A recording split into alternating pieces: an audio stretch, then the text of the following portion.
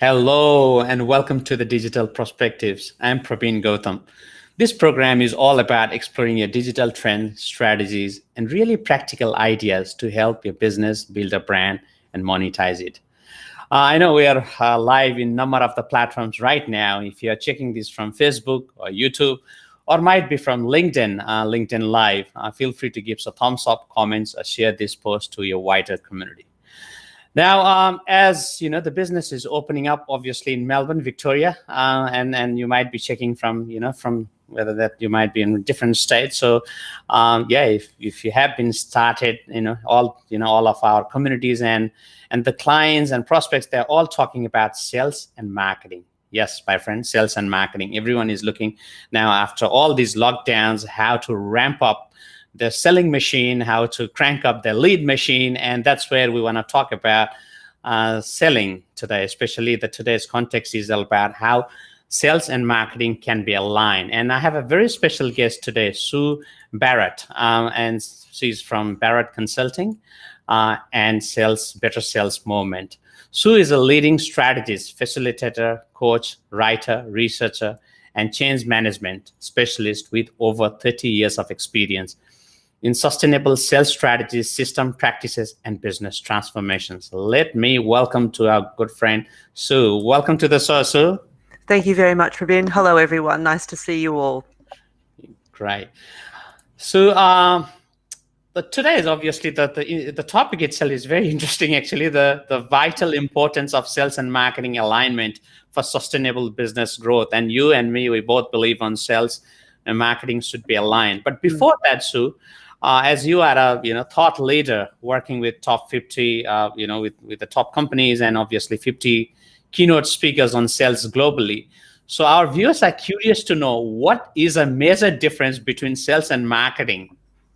Yes, well, I have a science background and I'm very particular about definitions. So what really frustrates me is that a lot of people call selling marketing when it's not. We need both. So the simplest way I can describe them is that marketing talks to groups and sales talks to individuals.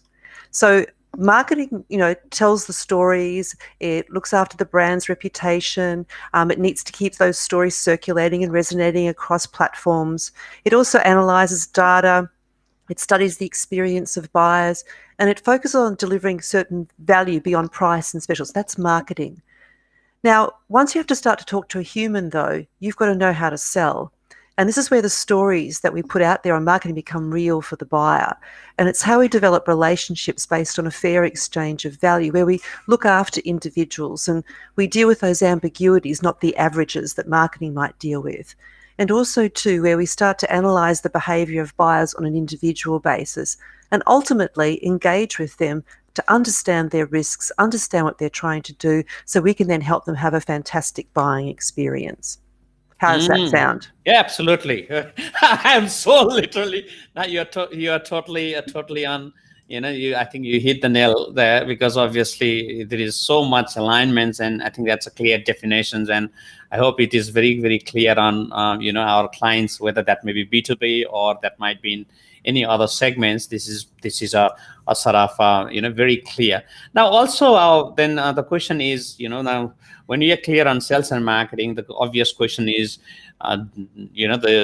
does it align? Or many companies, they talk, sales, I have a separate sales teams, I have a separate marketing team, and most likely they say that these two things doesn't talk each other. What's your thought on that, Sue? Well, we do have a lot of siloed efforts happening in businesses, much to their detriment, unfortunately. And oftentimes, marketing looks sexier than sales. So it gets a lot of, and it's pretty and it's got all sorts of stuff going for it. And sales teams often are that team over there. Whereas if we really think about it, selling should be everybody's business, and everybody lives by selling something. Because without a customer, you can't actually do anything. So you've got to be able to actually have them work together. What supports that is, firstly, a willingness to work together, but it's our strategy. Ultimately, we want to be able to look at our strategies. We want to be able to say, who are we selling to? What are we selling to them? Why are we selling it to them? What's our purpose? So what's our navigational system strategically? And then How do we operationalize that? So what type of sales force do we need? What type of marketing do we need? Are we B2B? Are we B2C? Are we selling commodities? Are we selling complex, unique things? There's all sorts of varieties, but ultimately we've got to have those both those elements, marketing and sales, oriented to what strategy we want to deliver. And then they must keep talking to each other so we support each other's efforts. Because ultimately, every relationship, every human interaction you have out there when you're speaking to someone, it's market research. It feeds back up the line. And also, too, when marketing puts a promise out there, we've got to know we can actually keep it. So what really sticks in most people's craw is when marketing says one thing and we know on the ground it's not real, we can't deliver that. So how do we actually get everyone working together, set up a clear strategy, and then that helps guide and direct our efforts? You bet. Couldn't agree more, actually. Stephen Carney said beautifully, begin with end of mind. So strategy is a key in every business, and that's where we see sometimes, people just jumping on, trying to do the marketing activities or selling activities, or even picking up the phones. But when you look at the backside, obviously there is no much strategies as such, and that might be. I call that random acts of sales, and I call them you're just going splat to the market rather than laser. And as we know, good strategy is what you leave out. And so being clear, whether that's your marketing approach, your sales approach. Sorry, but we don't want random acts of sales happening. You bet. Then the viewers might be curious, then how do we go about it? So with your experience, in over 30 years of experience you have, Dale, and so many companies you have helped, this morning I was going through the list, and the results they have achieved is amazing. So how do they hit that strategy session right in the first instance? Well, it comes back to what I said a bit earlier about selling being everybody's business. So one of the best things we can do as leadership teams is to get everyone at that leadership table in the same room together to talk about what is our strategy, not our business strategy, that's a longer term proposition, but our sales strategy over the next, sort of 12, 18, 24 months. What is that? This is where we've got to get real tactical. And we've also got to make sure that everyone knows their part in the value chain. So inviting marketing into the room, sales into the room, and other key people in the business into the room, and having them all own the fact that we're all in sales, that everybody lives by selling something, that it should be everybody's business. Because a lot of people talk about customer experience and being customer centric, but it's just a lot of talk. It's not really happening on the ground. So again, the human communication skills, the promises we're making as an organization, all of us need to have a stake in that. All of us need to know how we participate in that. So I have found the best companies who make this work is when they involve everyone from the C-suite in the decision making about how we go to market and what we're going to sell and to whom and why. And once we do that, then we start to look at how everyone works in concert to support that execution of that sales and go-to-market strategy. And then also, too, you can see what marketing does, you see what selling does. And as we, implement that, we get feedback from the market, because ultimately what we want to have is a sales system. And a sales system is the interface between our business, our markets, and our customers. And like marketing, a sales system is a coordinated superhighway of intention, strategy, communication, information, behaviours, tools and tech, and actions. So we've got to coordinate it. So it's about understanding and accepting that we're dealing with a system here, a variable system, not a closed system, but something that we all own and participate and support.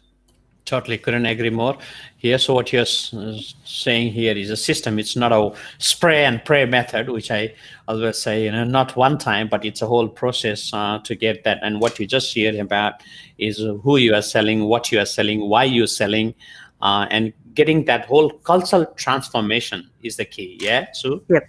Well, there are 4 pillars I like to talk about, Please. which is the strategy pillar. So that's our navigational system, what I was referring to earlier. Then there's our process pillar, which is how we do it, how we sell and service around here, the standards, the minimum standards of excellence, the steps involved, the links to the technology, CRM, all of that stuff works together. And then we obviously have our people to execute that. And that's not just the sales team. I mean, how many client-facing people are in a business? There's a lot more than the sales team. So a lot of them can affect the relationship. And then the fourth pillar is culture.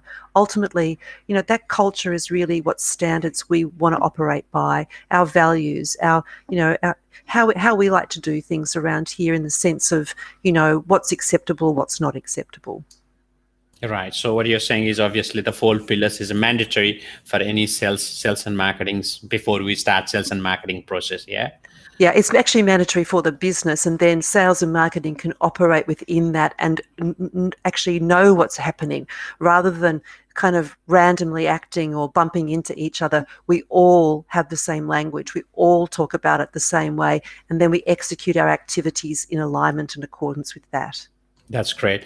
All right, guys. If you're watching this right now, I can see number of the viewers are just tuning in from LinkedIn and number of other channels. I'm with Sue Barrett from Barrett Consulting and Sales Better Movement. She's absolutely the expert on selling and a trusted sales and change management specialist for over 30 years. Now, Sue, well, we were talking about, obviously sales and marketing, but obviously, as you know, the situation have changed due to the COVID, and it's very different now. Potential buyers are educating more. They are taking a little bit delay on decision making, which we all know. So before they purchase, they are checking out a lot of things. And in fact, HubSpot says, look, now from the 5 to 7 steps, touch points, it has grown from 7 to 12 touch points. So more touch points people are consuming. So in this instance, how do you see both sales and marketing working collaboratively? Well, let's have a look firstly at the way that people go and have a look for stuff. I mean, our websites, for example, are our front door now. And also too, our social media presence, the way we curate our messaging. I think it's really important. People get a bit overwhelmed with this. They think they have to have lots of stuff. You don't have to have lots of stuff. You have to have the right stuff that's going to be messaged the right way for people to want to interact and engage with. So you've got to be able to make sure you know your customer market, you know what they're looking for, you know what how they think and operate. And then you're going to curate and serve up content for them as they start to search for it and look for it, and then they find it. And there's about consistency. If I look at the core fundamentals, the first thing we have to do as organizations and as teams is make ourselves visible to the people that need to know about us. And we have many avenues now to do that. The second thing is we need to make sure we're memorable for all the right reasons. So what are we doing to make ourselves memorable, something that's relevant for them, that they can relate to and they want to find out more? And the third thing is repetition. You've got to keep doing this. So it's not just a one-hit wonder. So when we're having a look at all the stuff that's out there, one of the biggest issues that people are facing is a tsunami of information. And one of the things that the human brain hates is indecision. And it hates being overwhelmed with too much stuff. So I think sometimes businesses think the more I throw out there, the more I do, the better it is. In fact, no, less is better. So what you want to do, though, is what you do put out there, it's very clear, it's easy for people to look at and make decisions about. Because good salespeople today aren't the purveyors of information, they're now the curators of information. What they want to do is help their clients sift and sort through information. So what we've also got to be clever about in marketing is what we're sending out there makes it easy for customers to say, you know what, I need to have a conversation with someone now to have more input, more involvement from someone to help me make a better decision.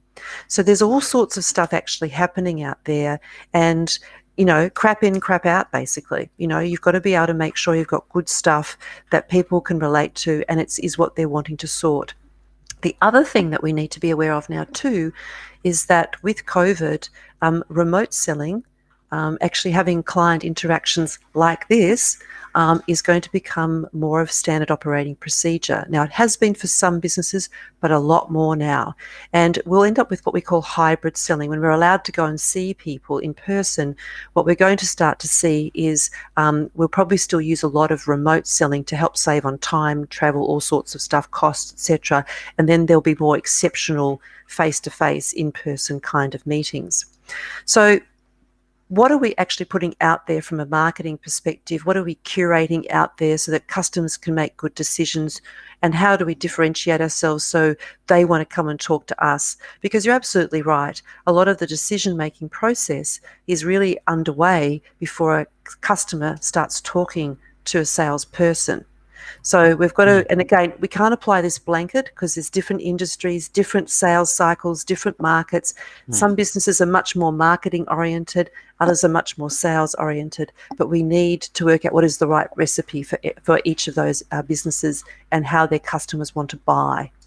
Totally, it's a in a nutshell, what you're saying is it's a science behind it, and I think it is, and especially the context we are living is very much data driven, and I think you hit the nail there, that it's not about how many collaterals you are producing every day, it's the quality, isn't it? The less is more, quality versus quantity.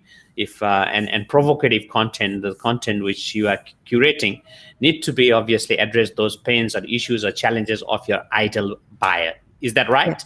Yeah, exactly. And you don't want to overwhelm people. So simplistic is not the right answer, because a simplistic answer to a complex issue is always wrong. You don't want convoluted, complicated information or answers either. You need simple messaging. And to write a simple message takes a long time, because if you want to convey something that's complex, but through simple messaging, that takes skill, and it's not as easy as it looks. As many of our clients know, you and I both know that many of our clients go, oh yeah, that's easy, and then when they try and do it, they go, oh my Lord, that's rather challenging.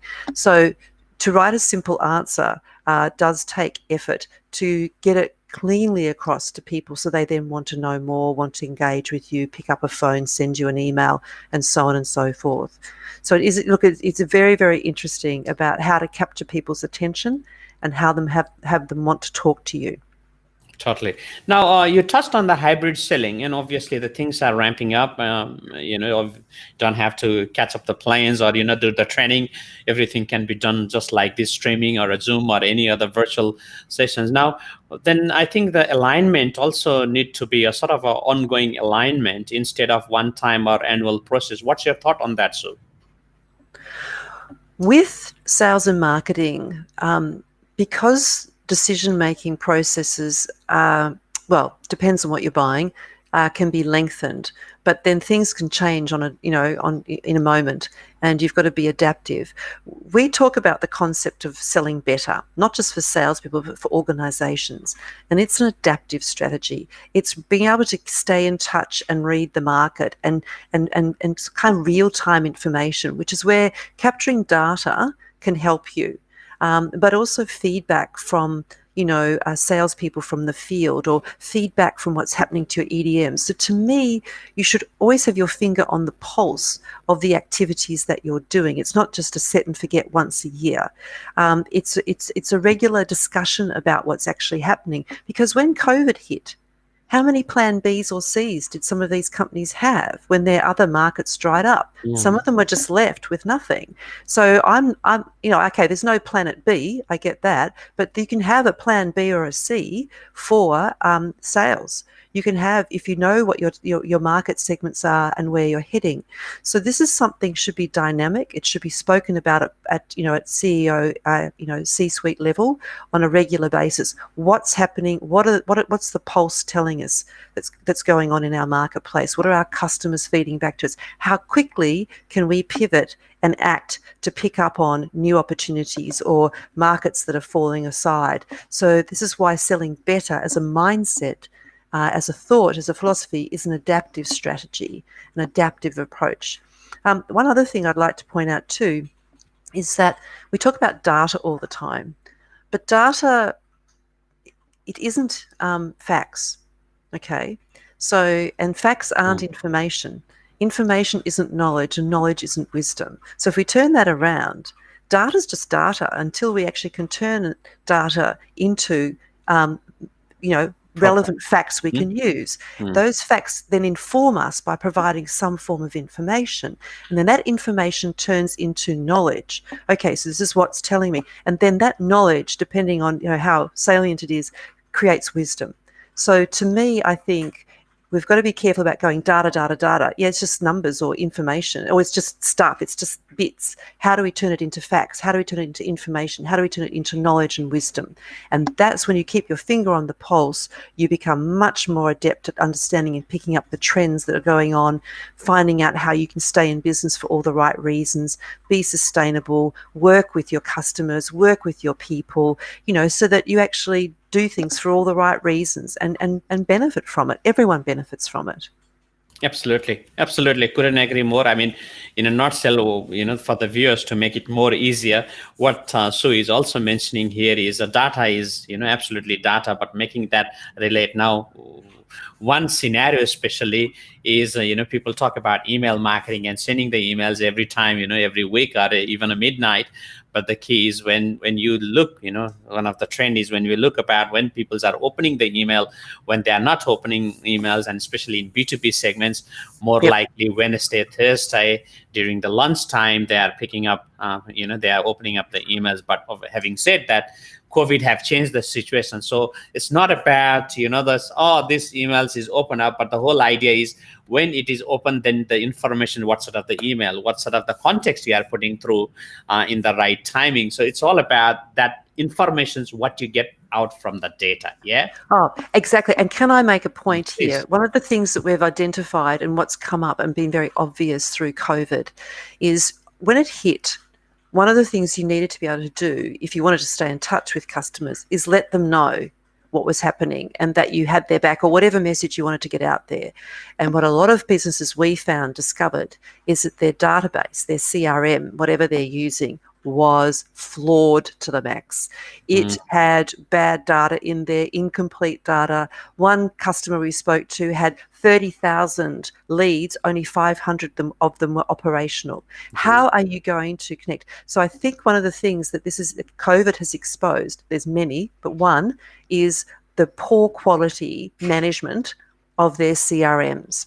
And this has always been the bane of most salespeople and sales teams and sales managers' lives. But now that we can use CRMs in such a way, such a sort of intuitive way, it's so important to keep data up to date, because when an emergency happens or a crisis like COVID happens, you can be there with an EDM or some form of messaging, quick, smart. And we pride ourselves on having a database where, okay, over COVID, a few people left, so that's where you got those. But to have no bounce backs, that or to have, people actually really still there and keeping it, tight and managed, it takes effort. So that was one of the things we identified through COVID, just how poorly managed a lot of businesses' CRMs were, much to their detriment. Absolutely. And I think it's a more than, and that's where the sales and marketing, because you're talking about CRM is not just a marketing tool, but it is a sort of a virtual assistant, as I always say in my master classes, LinkedIn and CRM with that is a right-hand tool, or sort of a virtual assistant for the sales assistant or sales leader. You got to understand that these tools, and you have to learn. I know it's sometimes different organizations, different enterprise have different CRM, but you gotta really understand and put the right data. That's what you are saying, yeah. Yeah, we've got to put in the right information under the right context so that people know what's going on. If you've got programs that can archive important emails, or use that stuff, because if something happened to you and someone else has to pick up the reins from where you are, you should have left a really good history of what's actually going on so they can actually pick up and move forward with that. And the other thing too is, this is where back to sales and marketing. If marketing has not spoken to sales about its customer segments and market segments and really involve them in what do customers really want, and then they go and do some lead program and then send these leads to sales, and sales goes, I can't work with that, then, it's just such a waste. So this is where sales and marketing got to build a bridge and get over themselves and work together, because we're here to serve our companies and our customers. That is what we're here to do, to help each other do good work together, so that people who want to work with us, customers who want to buy from us, have a fantastic experience. And that's something honourable to do. I mean, these fisticuffs at dawn between sales and marketing, seriously, guys, just get over it. Absolutely. So guys, if you're watching this right now, it's not sales or marketing. There's no just budget for sales or marketing. It's and. Marketing. Correct. Now, thank you. So Wow, what a gold! I think the wisdom and the experience you have shared here in this episode is just gold. So, any final things you wanna share to our viewers right now? Obviously, those viewers who are really interested, they want to know more, especially the sales operation side of the things. What would they do? Well, simply put, sell and market the way customers want to buy, not the way you want to sell and market. Become customer focused. Really listen to them, talk to them, and start to actually engage with them in such a way that they really want to be there, work with you, and then become advocates for you. And also, finally, make promises you can keep, and then keep the promises you make. It's not that difficult. Beautiful, beautiful, Sue. And if you're watching this, by the way, Sue, generously she have put 20 questions, top questions to access your sales operations right now in COVID, during the COVID time. So feel free to check this out. The links, all the details are just below. You can find out in the comments. Any final things before we wrap up for today, Sue? Okay, don't sit back and wait for the world to go back to normal. Create the new normal. You're the ones in charge of this. Get out there and change the world for the better. And let's do that with fantastic sales and marketing efforts, and help people have a brilliant, life and brilliant experience and brilliant businesses. Thank you so much, Praveen, and lovely to speak to you all. Thank you very much for the opportunity. Thank you, Sue. It has been absolutely a pleasure. I'm so honored that we're already working and for some of our clients, and it's great to have you in the episodes today. And by the way, guys, if you like to get in touch with Sue, just SVB, yeah, Sue? Yes. At banet.com. All the details are just below, and you can get in touch with Sue. Thank you, Sue, once again. Thank you. Cheers. Bye-bye. I hope you enjoyed the episodes. It's all about selling better, not just selling more, but selling better, especially in the context like this. We're talking about less is more. It's all about quality versus quantity. So I hope this episodes today is a value to you. I would love to hear your feedback. If you want to really increase your leads, increase your sales, feel free to get in touch with my email. It is the emails, praveen@viznetwork.com.au. Until then, catch you at next Thursday. And if you like the show, feel free to give us a thumbs up, comments, or share to your audience. Thank you so much. We'll see you in the next one.